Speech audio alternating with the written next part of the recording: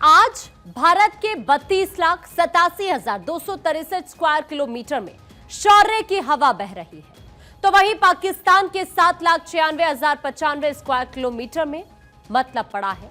आज पाकिस्तान की 24 करोड़ आबादी इंक्लूडिंग प्रधानमंत्री शहबाज शरीफ और सेना प्रमुख आसिम मुनीर सीज फायर के बावजूद आसमान की तरफ खौफ में देख रहे हैं। इन शॉर्ट, पाकिस्तान के प्रधानमंत्री शहबाज शरीफ की टांगे आज कांप रही है और यह जरूरी भी था, क्योंकि जो देश हमारी शांति को हमारी साहसिक कमजोरी समझ बैठे थे, आज ये तस्वीरें उनकी आंखों में आंसू लाने के लिए काफी है।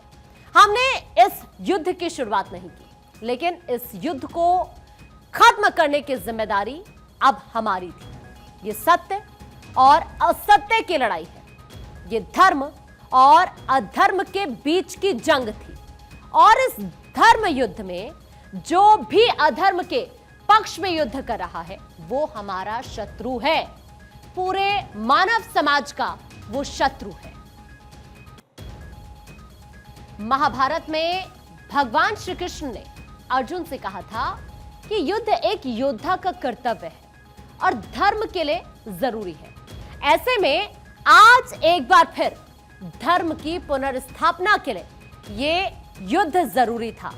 कानपुर के रहने वाले संजय द्विवेदी के बेटे और ऐश्वर्या के पति शुभम द्विवेदी से आतंकियों ने उनका धर्म पूछा था और धर्म पूछकर ही गोली मारी थी। कहा था कि जाकर प्रधानमंत्री मोदी को बता देना। अब प्रधानमंत्री मोदी ने अपना धर्म बता दिया है। आज भारतीय सेना की एक प्रेस कॉन्फ्रेंस ने सब कुछ साफ कर दिया। डीजीएमओज की प्रेस कॉन्फ्रेंस में पूरी पिक्चर क्लियर कर दी गई। साफ शब्दों में बता दिया गया कि अभी तो पाकिस्तान को सिर्फ घायल किया है, लेकिन अगर इस बार हिमाकत की तो संपूर्ण इलाज होगा। एक एक तस्वीर के साथ पाकिस्तान को किस तरह से घायल किया गया है, आज सेना ने सब कुछ बता दिया है। इसके 3 मेन पॉइंट्स आप सबसे पहले समझिए। सबसे पहली बात कि इस पूरी जंग में भारत के 5 जवान शहीद हुए हैं, तो वहीं पाकिस्तान के सिर्फ एलओसी पर, आई रिपीट, सिर्फ एलओसी पर ही पाकिस्तान के 35 से 40 जवान मारे गए हैं और पाकिस्तान के अंदर 100 से ज्यादा आतंकियों को मिट्टी में मिला दिया गया। इसके अलावा यह कंफ्यूजन भी क्लियर कर दिया गया है कि यह सीज फायर आखिरकार हुआ कैसे। तो इसका जवाब है कि पाकिस्तान ने डीजीएमओ ने डर के साए में भारत के डीजीएमओ को कॉल्स किए और भारत ने सिर्फ इस शर्त पर पाकिस्तान को टेम्पररी रूप से छोड़ा कि this is your last chance. अब अगर एक भी कोशिश हुई पाकिस्तान की तरफ से तो क्या होगा, वो पाकिस्तान का लास्ट चैप्टर भी हो सकता है।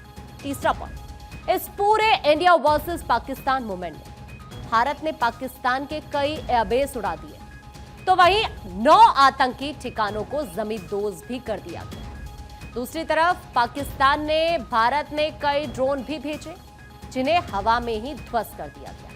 यानी बात साफ है, ये ठीक वैसा ही है जैसे इंडिया वर्सेस पाकिस्तान का कोई क्रिकेट मैच चल रहा और भारत जीतने वाला, लेकिन बारिश होने लगे तो इससे सबसे ज्यादा खुश तो पाकिस्तानी ही होंगे।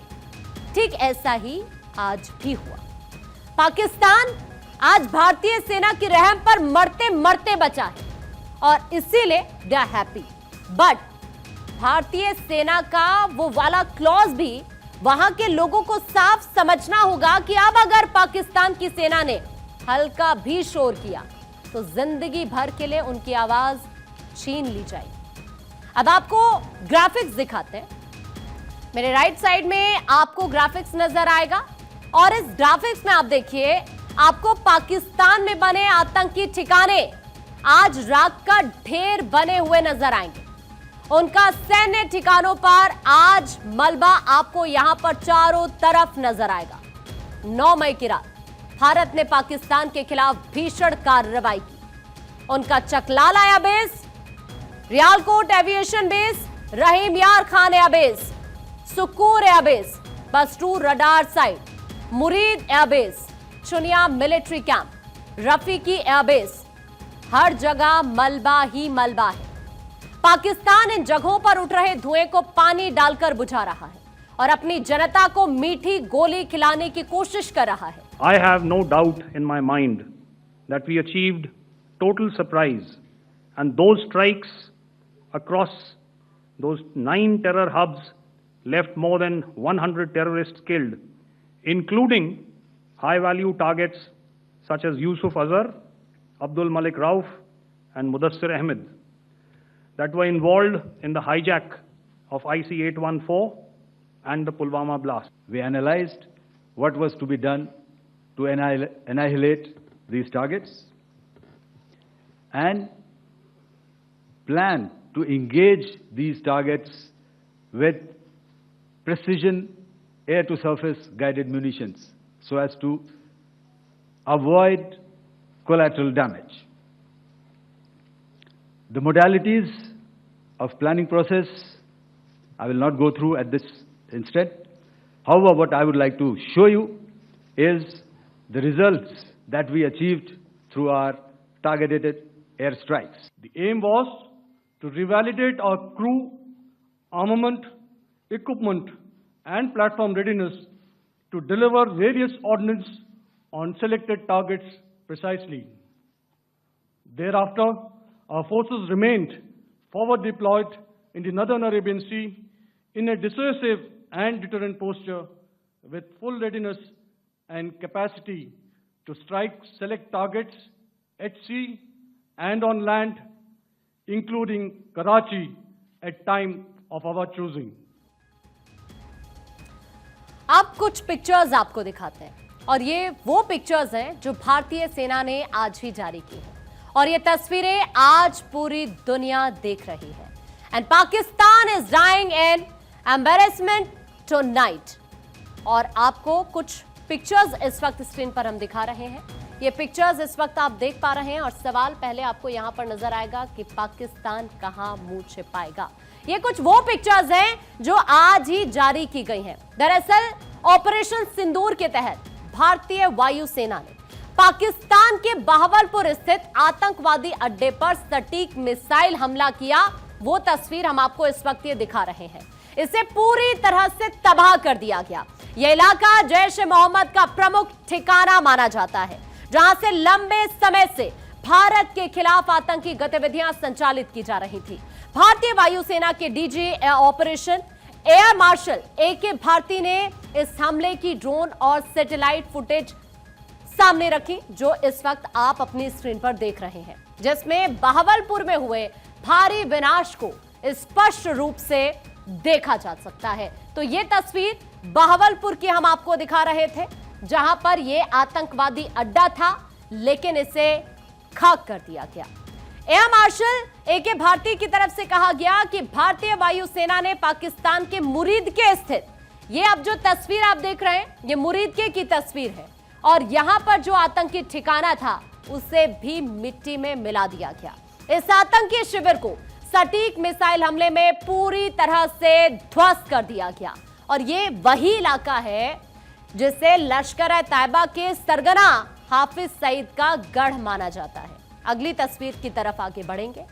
DGMO lieutenant general Rajiv Ghai ने कहा कि पाकिस्तान ने बीते दिनों भारतीय सैन्य अड्डों को निशाना बनाने की कई कोशिश की, लेकिन यह प्रयास ज्यादातर विफल रहे।